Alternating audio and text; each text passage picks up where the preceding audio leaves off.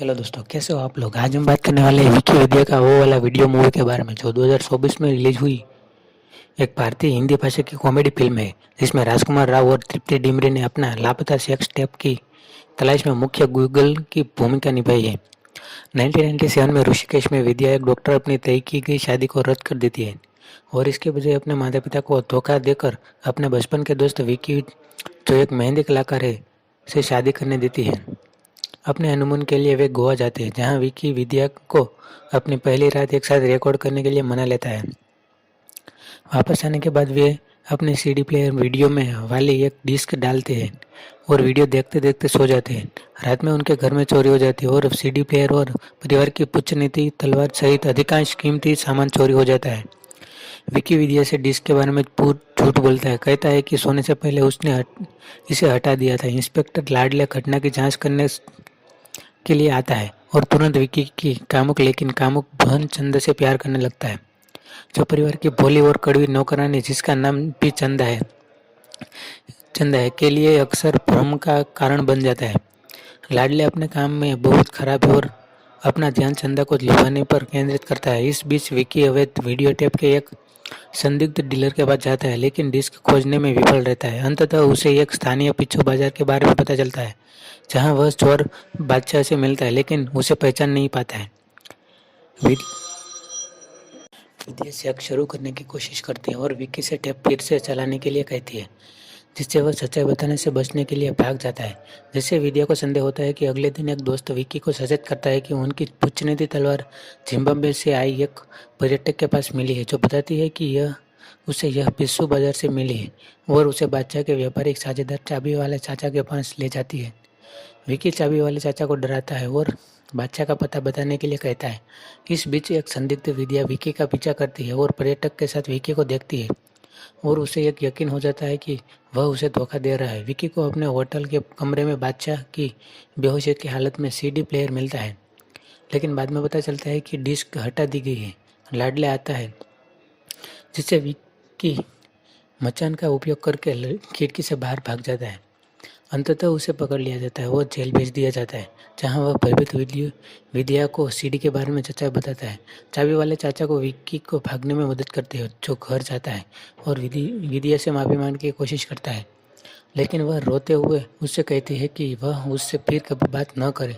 दिल टूटा हुआ विक्की ट्रेन के सामने कूदकर आत्महत्या करने की कोशिश करता है, लेकिन विद्या उसे आखिरी समय पर बचा लेती है और वे सुलह कर लेते हैं। साथ मिलकर इस मुद्दे को सुलझाने में की कसम खाते हैं। बुलबुल दीदी एक स्थानीय धर्मगुरु और उनके मूर्ख गुर्गे सुनील और शेट्टी का पता चलता है कि वे वही है जिन्होंने बादशाह को मरा हुआ समझकर छोड़ दिया था और उसके होटल के कमरे में डिस्क चुरा ली।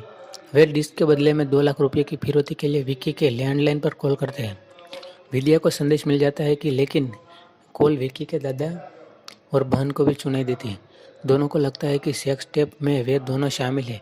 इस बीच बादशाह के ठीक होने की बात सुनकर बुलबुल सुनील और शेट्टी को अस्पताल में उसे मारने के लिए भेजती है, जिससे वह बादशाह को मुर्दाघर में छिप जाता है। विक्की और विद्या पैसे लेने के लिए उसके माता पिता के घर में घुसते हैं, लेकिन तिजोरी के अंदर केवल गुटखा का एक भंडार पाते हैं, जबकि चंदा लाडले को उसे 2 लाख देने के लिए मना लेती है। लाडले सहमत हो जाता है, लेकिन ब्लैक मेकर्स को पकड़ने के लिए उसके साथ आने की पेशकश करता है। विकी और विद्या घर लौटते हैं और गलती से अपने दादा को सच्चाई बता देते हैं, जो मानते हैं कि टेप में वह और नौकरानी शामिल है और उन्हें 2 लाख रुपये दे देते हैं, जिन्होंने कॉल सुनने के बाद उधार लिए थे। बुलबुल सुनील और शेट्टी आदान प्रदान के लिए कब्रिस्तान पहुंच जाते हैं। विकी और विद्या भी पहुंचते हैं, साथ ही लाडले और चंदा भी दोनों पक्ष एक दूसरे से अनजान होते हैं।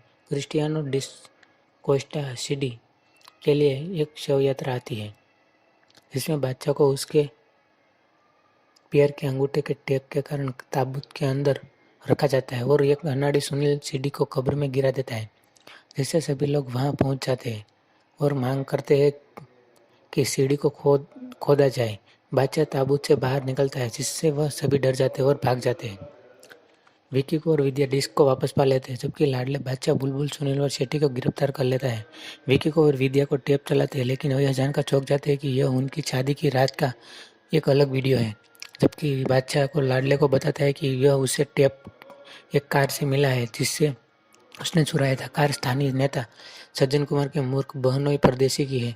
पकड़े जाने पर परदेसी ने खुलासा किया कि सज्जन कुमार दान की आड़ में सामुदायिक शादियों का आयोजन करता है, उन्हें रात के लिए अपने फार्म हाउस में मुफ्त आवास प्रदान करता है और बाद में जोड़ों को रिकॉर्ड करता है और दुबई एक शेख का वीडियो भेजता है। यह भी एक बताता है कि किसी ने उसका चेहरा पहले नहीं देखा है, लेकिन वह अगले कार्यक्रम के लिए व्यक्तिगत रूप से आएगा।